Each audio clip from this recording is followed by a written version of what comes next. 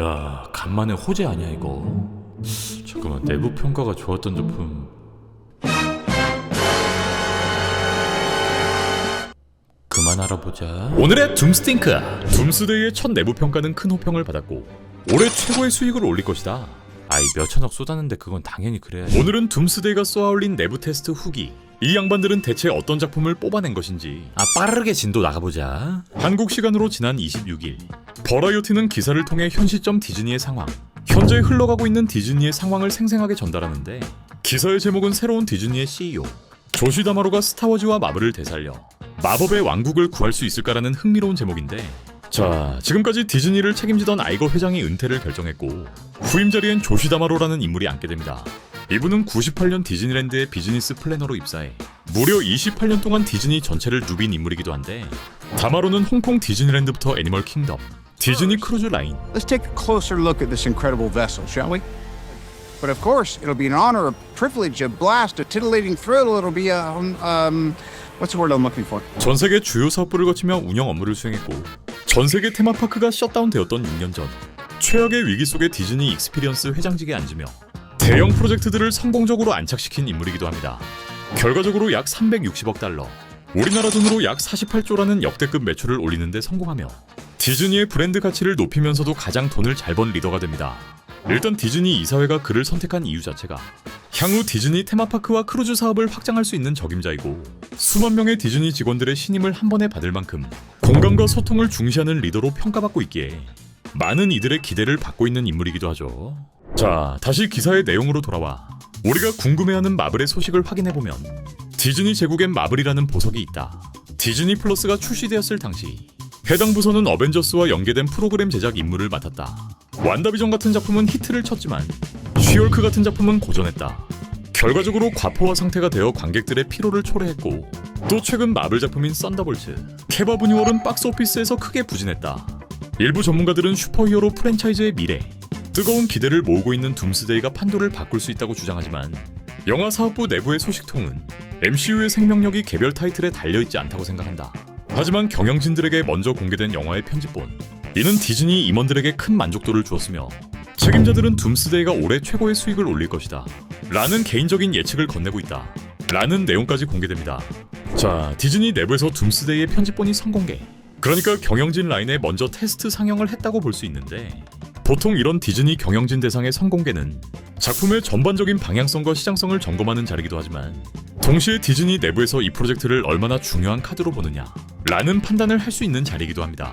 특히 지금처럼 마블 전체의 흐름이 예전 같지 않은 시점이라면 둠스데이는 단순히 차기작 하나가 아닌 브랜드 전체의 분위기를 끌어올려야 하는 전략 타이틀에 가깝다는 것, 그리고 이런 테스트 상영에서 임원진들의 반응이 좋았다는 건 적어도 이번 작품이 대외적으로 내세울 만한 결과물이다 라는 내부 판단을 했다는 의미로 볼 수 있겠죠. 또 루소 형제의 장점인 압도적인 서사의 힘이 영화 자체에 제대로 반영되었다는 걸 뜻하기도 하는데, 하지만 여기서 드는 한 가지 의문, 많은 팬들의 우려처럼 정말 이 내부 테스트 상영 믿어도 되는 걸까라는 의문인데, 디즈니의 내부 반응이 좋았던 작품들을 알아보면 그만 알아보자. 아니다, 그래도 한 번은 알아는 보자. 그만 알아봐. 시간을 5년 전으로 되돌려보면 클로이 샤오 감독의 이터널스, 당시 케빈 파이기는 초기 편집본을 감상한 후 오스카 작품상에 도전할 만한 영화라며 극찬했고, 마블 내부에서도 자오 감독의 예술적 감각이 히어로 장르를 한 단계 격상시켰다라는 찬사를 얻었지만, MCU 역사상 최초로 썩은 토마토 등급을 받고 정작 대중들은 너무 긴 러닝타임, 낯선 캐릭터들의 냉담한 반응을 보였고 오스카의 기대감마저 철저하게 무너져 내립니다. 여기까지만 알아볼까?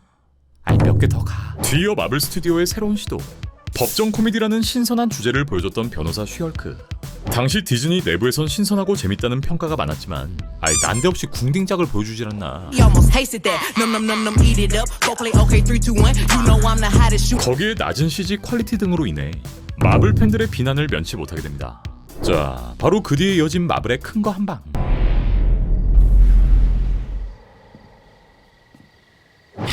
우리가 좋아하는 어머니부터 용엄마, 두두좌, 올리비아 콜먼부터 벤 맨델슨까지 그야말로 미친 캐스팅과 살떨리는 첩보 스릴러. 마블판 안도르를 뽑아냈다는 반응이 터졌고 성숙하고 강렬한 작품이다라는 평을 쏟아냈지만, 사실 폭탄은 뒤에서 터져버렸으니 후반부로 갈수록 개연성은 개나 줘버렸고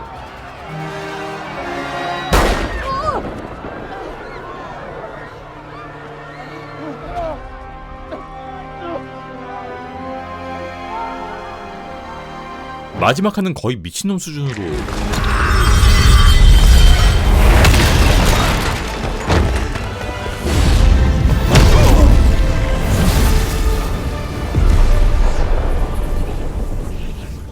아이 뭐 드래곤볼 찍냐? 결국 MCU 드라마 중 최악의 평점을 기록하며 내부 평가 때문에 초반 에피소드에만 몰빵하는 거 아니냐 라는 비판을 면치 못합니다. 이외에도 역대급 빌런인 정복자 캉의 등장,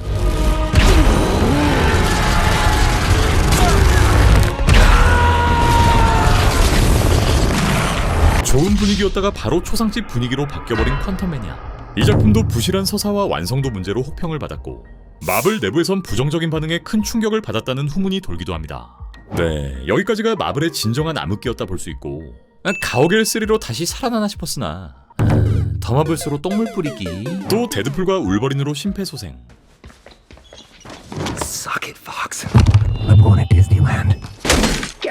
근데 또 분유월로 뜨뜨미적지근한 반응을. 하지만 썬더볼츠에선 평단과 관객 모두에게 호평을 받았고 이땐 내부 평가와 실제 결과가 일치하는 사례를 보여주기도 합니다. 자, 그렇게 지금까지 달려온 마블의 페이지 5. 올해는 스파이더맨 브랜뉴데이, 어벤져스 둠스데이 딱 두 작품만이 개봉을 앞두고 있고 그야말로 폭풍전야의 상황이라 볼 수 있는데 예전처럼 일단 하나만 걸리면 된다 라는 식으로 밀어붙이는 단계는 이미 지나버렸고 향후 공개되는 작품들 하나하나에 심혈을 기울여야만 MCU의 분위기 자체를 결정지을 가능성이 매우 커졌다는 것. 둠스데이는 말 그대로 판 자체를 뒤집어 엎을 수 있는 마블 스튜디오의 초대형 승부수가 될 것이고 닥터둠이라는 압도적인 존재를 통해 모든 서사를 빨아들이고 마블 팬들이 그렇게 오랫동안 기다리고 염원했던 다시 하나로 연결되는 MCU의 이야기를 보여주지 않을까 생각됩니다. 디즈니 임원진들이 난리났다는 이 둠스데이의 스토리. 둠스데이의 메인 플롯은 다음 영상에서 다뤄볼 예정이니 아직 구독 못하신 분들 꼭 버튼 확인 부탁드리고요. 영상의 좋아요 또한 저에겐 큰 도움이 됩니다.